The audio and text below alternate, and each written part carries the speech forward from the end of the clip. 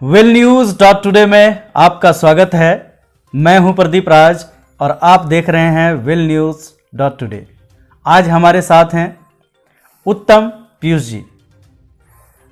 उत्तम पीयूष जी, आपने मधुपुर का इतिहास समझा है, लिखा भी है, और आपसे यह जानना चाहूँगा कि कैसा है मधुपुर का अतीत। बहुत बहुत धन्यवाद प्रदीप जी कि आपने मुझसे कुछ मधुपुर के ऐतिहासिक, सामाजिक और सांस्कृतिक संदर्भों पर बातचीत करनी चाहिए है।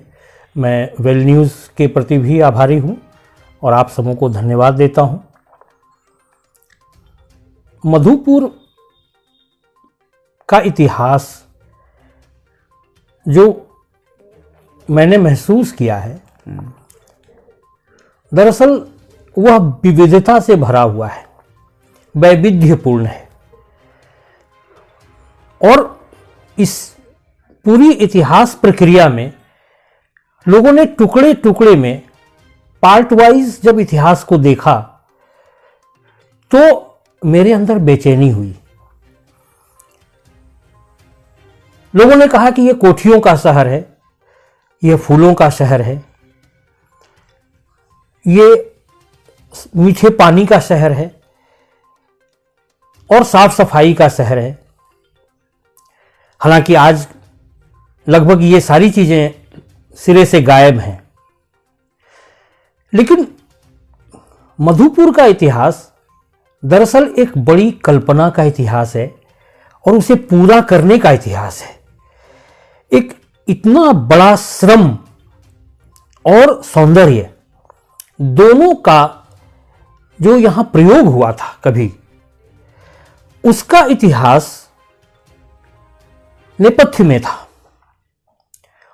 जैसे कारीगरों का, मधुपुर के कारीगरों का इतिहास, मधुपुर के मालियों का इतिहास, मधुपुर के रंगकर्मियों का इतिहास, शिल्पियों का इतिहास, वो नेपथ्य में था। यहाँ के जन गायकों, लोक गायकों, लोक कंठ के लोगों का इतिहास वो नेपथ्य में चला गया। और कोठियों, आलीशान बंगलों और उसमें रहने वाले रसूखदार बाबू मोशायों के का इतिहास ज्यादा महत्वपूर्ण माना गया। तो इतिहास को देखने की जो ये दृष्टि थी, मैंने उसकी आपत्ति भी की और मैंने उस पर लिखा। और शायद पहली बार मधुपुर का एक जन इतिहास भी लिखा गया, जिसमें यहाँ के काम करने वाले लोग, श्रमिक वर्ग, जिन्होंने मधुपुर को बनाया। कौन सा किताब में आपका जिक्र है? ये मूलतः मैंने एक लंबी श्रृंखला लिखी और ये श्रृंखला एक दैनिक अखबार में लगातार प्रकाशित हुई, जिसका कॉलम में लिखा करता था, एक शहर मेरे आसपास। काफी चर्चा में रहा है। 1871 जो मधुपुर के जन्म की कथा है, वहां से लेकर इसके कई अलग अलग जो पायदान हैं, उनको मैंने देखना शुरू किया। तो 1871 से 1900 तक, फिर 1900 से लेकर 1925 तक, और 1925 से लेकर आज़ादी के समय तक का, और आज़ादी के बाद से अब तक का अलग अलग खंडों में जो चीज़ें आई हैं, वो अलग अलग कंट्रीब्यूशंस हैं, अलग अलग योगदान हैं लोगों के। और मुझे लगता है कि एक बड़ी भूमिका रही है मधुपुर को बनाने वाले लोगों ने, जो इतिहास बनाया है, और उसको आज समझने की, महसूस करने की जरूरत है, ताकि हम आगे एक बेहतर भविष्य मधुपुर के लिए गढ़ सकें। मधुपुर प्राकृतिक विरासतों को संजोने में आपकी अहम भूमिका रही है। क्या मधुपुर में पर्यटन की संभावनाएं जो है आप देखते हैं? दरअसल मधुपुर प्रकृति के लिए ही जाना गया था।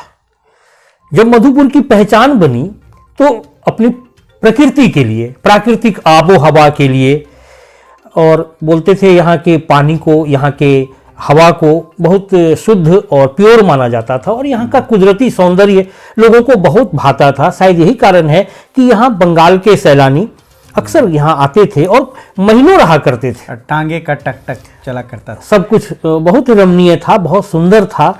और यहाँ जलप्रपात, यहाँ के पहाड़, यहाँ के जंगल, यहाँ की नदियाँ इन लोगों को आकर्षित करती थी। अभी हाल ही में बांग्ला के बड़े फिल्म स्टार सौमित्र चटर्जी का स्वर्गवास हुआ, और आश्चर्य होगा कि सौमित्र चटर्जी कई बार मधुपुर आए, हर बार वो यहाँ के प्राकृतिक सौंदर्य से अभिभूत हुआ करते थे, और वहाँ यहाँ बैठकर वो घंटों महीनों दिनों बिताया करते थे। हेमंत कुमार आया करते थे, कि कुंदन लाल सहगल आया करते थे, बहुत द्विजेंद्र नाथ मुखोपाध्याय आया करते थे, बहुत सारे महान आर्टिस्ट कलाकार। और जानते हैं कि आशुतोष मुखर्जी का यह तो आवास ही था, श्यामा प्रसाद मुखर्जी का यह घर ही था। शमशुल हुदा बिहारी ने यहाँ काम किया, जिनके गीतों ने फिल्म स्टार में जलवा बिखेरे, और इरशाद काशिफ साहब और अख्तर मधुपुरी साहब की यह नगरी है। तो प्रकृति के प्रति, कुदरत के प्रति यहाँ के लोगों का एक बेहतर आकर्षण रहा है। खूबसूरत मधुपुर। आपने एक मुद्दा बहुत बार उठाते रहे हैं, बकोलिया झरना का। हाँ, बाकुलिया झरना दरअसल मधुपुर का एक नैसर्गिक प्रपात है, झरना है, और वो इसका एक प्राकृतिक पार्ट है जिसको हम अलग नहीं कर सकते। जैसे मधुपुर का बुढ़ई पहाड़ है, जैसे मधुपुर का बूढ़ी बगीचा है, जैसे मधुपुर के और भी कई सुरम्य जगह हैं, उसी क्रम में बाकुलिया झरना भी एक बहुत ही यहाँ आसपास के लोगों के लिए बहुत ही बड़ा आकर्षण का केंद्र रहा करता था। लेकिन पत्थर काटने वालों ने उसे बर्बाद कर दिया, विनष्ट कर दिया।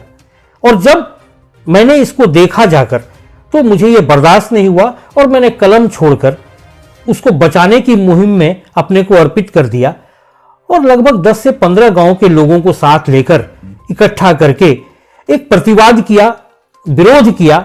और वो जो पत्थर काटने वाले लोग थे, विनष्ट करने वाले लोग थे बाकुलिया को, वो चले गए, वो हटे, वो डरे, और सामुदायिक शक्ति से हमने उसे हासिल किया। आज बाकुलिया सुरक्षित है, और कुछ काम भी हुए हैं और होने की संभावनाएं हैं।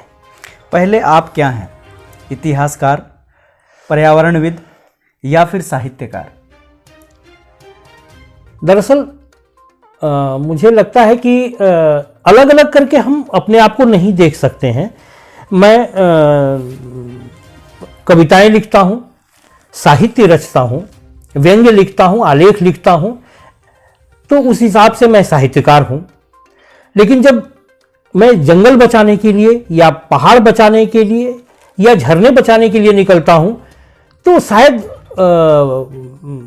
मुझे लगता है कि मैं पर्यावरण को संरक्षित करने की दिशा में आगे बढ़ गया हूँ।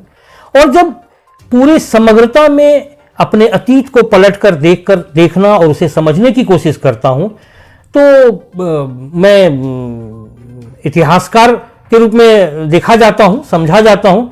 और इन सब की लंबी रपट मैं लिखता रहा हूँ विभिन्न अखबारों में, विभिन्न माध्यमों में। आकाशवाणी भागलपुर से मेरी सामग्रियाँ प्रसारित होती रहीं लगातार, और मैंने देश के कई बड़े अखबारों में, जनसत्ता से लेकर कई बड़े अखबारों में, राष्ट्रीय सहारा तक में लगातार लिखा। तो मुझे लोगों ने जो जानते हैं वो पत्रकार के रूप में भी जानते हैं। और शायद ये कहना मुश्किल है कि मैं एक्चुअली क्या हूँ। बस एक चीज़ जानता हूँ कि सृजनात्मकता की कोई किसी एक कैटेगरी में नहीं रखा जा सकता है, एक कटघरे में नहीं रखा जा सकता है। आप फ्लो में चलते रहिए, घाट बनते चले जाते हैं, नदी बहती चली जाती है।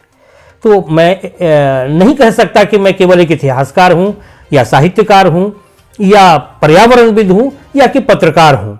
यह तो हमारे पाठक जाने। आपकी नज़र में मधुपुर का प्राण तत्व, जिसको हम लोग सोल एलिमेंट्स कहते हैं, क्या है, जरा समझाएं।